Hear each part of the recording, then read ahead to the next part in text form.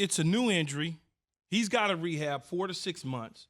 And I can trust in the doctors in Dallas as well as the physical therapy there, the trainers, the actual football trainers, and because I've been there. I've seen them. They've been there forever. Their work is impeccable. Guys come back from injuries all the time and play well with the Cowboys. This is a little bit different, though, right? Because it's an ankle. He's a mobile quarterback. You've got to have that mobility for him to be special. I think he's going to come back at 100%. You don't know today. With that being said, there's all these hypotheticals that'll be out there over the next several months. As the Cowboys continue to lose football games, there'll be conversations about draft status. Where are they going to pick? Are they going to pick in the top 5? Are they going to pick in the top 10? Who's going to be there when they select? Let's just play hypothetical. Let's play radio and TV for a minute. What if they pick in the top 5?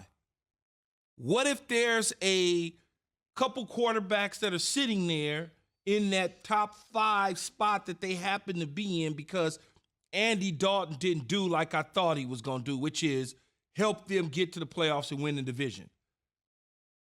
Now they're sitting there, and there's a Trevor Lawrence hanging around with long hair out the back of the helmet. There's a Justin Fields who is very dynamic. There's a Trey Lance from North Dakota who has a lot of that same Dak stuff to him. And you're sitting there, and you're saying to yourself from an organizational standpoint, do we invest $200 million plus into Dak Prescott, not really understanding his ankle, because it's April now, so he hasn't gotten into the OTAs. We don't know what he is. We only going off what our doctors are telling us, Z.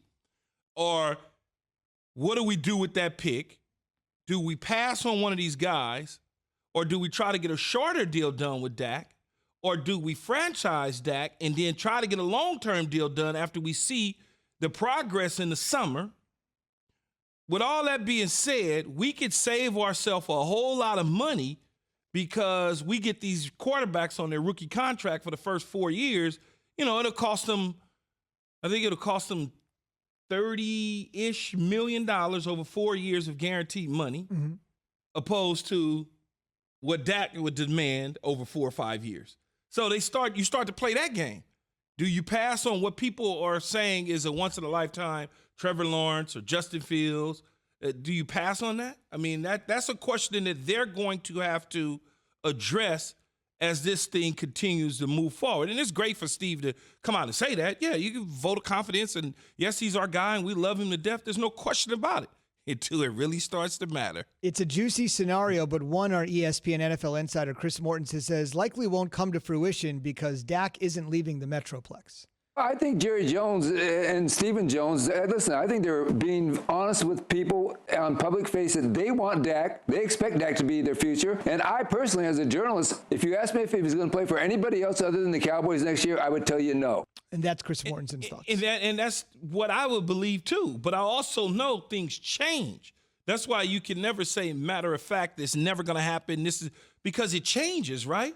I mean, it just does. Now, you got to believe in your medical staff. If you, Stephen and Jerry Jr., and Will Clay, who kind of head up the personnel department for the Cowboys, you have to believe in the doctors. You just do, because they're not doctors. And if they're telling you 4 to 6 months he's going to be fine, he'll get back to form and be himself, we put these screws and these plates in there, it'll be as good as new, better than before. You have to believe that. But what if it's not? And the other thing, too, is you have to think about it from a sobering perspective. Yes, it's still Jerry. Jerry's making the decisions, but many of them have been passed on to Steven. So, for example, when Johnny Manziel was available to be picked out of Texas A&M after setting the state on fire, and Jerry really wanted him. Not literally either, though. Figuratively.